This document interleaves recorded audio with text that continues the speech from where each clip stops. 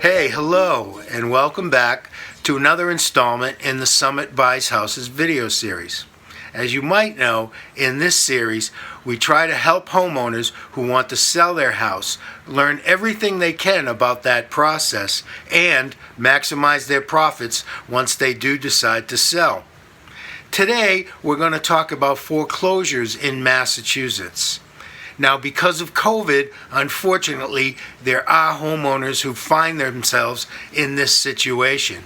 And there are two absolutely vital things you must do if you find yourself in that situation. So let's dive right in. Okay, so if you are in the unfortunate situation of facing a foreclosure in Massachusetts, the number one thing you have to do is decide to take some action. And there's a very important reason for this.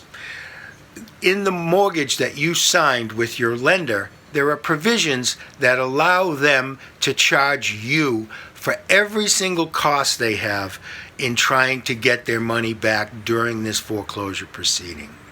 So what does that mean? Well, if you get a letter from a lawyer representing the bank, you're paying his legal costs. If the bank representative has to talk to the lawyer, they are charging you. Massachusetts law also says that if a foreclosure proceeding is going to happen, ads have to be placed in the newspaper for public notice. You end up paying for all of those.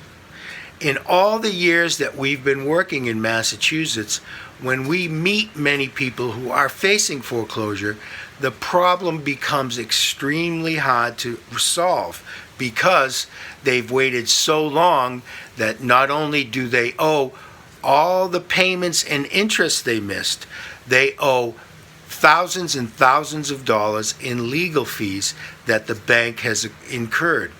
So, again, it's an unfortunate situation, but the best way to help yourself is to take a deep breath and decide that you must take some action now. So once you've decided that you need to take some action, the second thing you must do is establish a line of communication with your bank.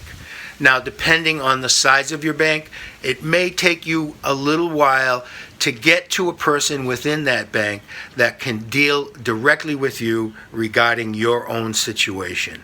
But again, it's vitally important that you establish that line of communication. Let the bank know you are aware of the situation, you don't want to be in that situation, and you're trying your best to try and solve it. They may ask you, okay, what can we do to help? Please realize, banks don't want to foreclose on you. That's a myth that sometimes is not really understood by people. They do not want to foreclose. If banks have to foreclose on a house, they lose money. So they want to help. So please, establish a line of communication, let them know you're aware of the situation, and ask them, what exactly can I do to make this situation better? It will go a long way in helping you get through this without incurring all kinds of costs and making the problem unsolvable. So that's it, short and sweet. If you find yourself in the unfortunate situation of facing a foreclosure in Massachusetts, decide to take some action. It's the best way to make sure the problem doesn't get out of control. And that first step of action should be to establish a line of communication with the appropriate person in the bank that has your loan. This is absolutely the best way to make sure the problem doesn't get so far out of hand that it can never be solved.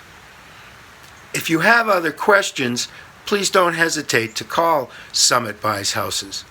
We do not provide legal help, but because of all the folks we've worked with over the years in foreclosure situations, we'd be happy to help you understand the situation better and hopefully move you to take action. Thanks again.